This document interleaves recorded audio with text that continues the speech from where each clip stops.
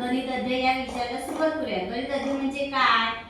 तर कमी जास्त, उंच बुटका, लहान मोठा आणि आत आणि बाहेर यामध्ये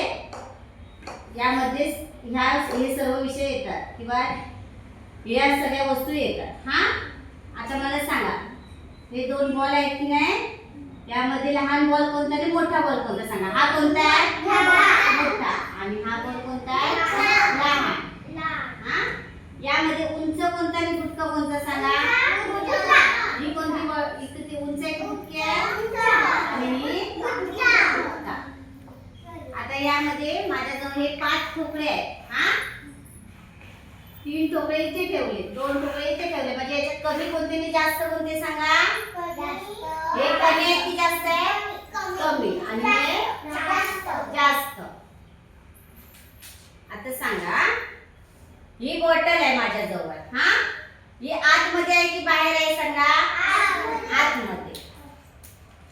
आता हे मण्यांची माळ आहे. हा, हे आतमध्ये आहे की बाहेर आहे सांगा. मण्यांची माळ बाहेर. आलं लक्षात तुमच्या? लहान बुटका, उंच बुटका, लहान मोठा, कमी जास्त, आत आणि बाहेर.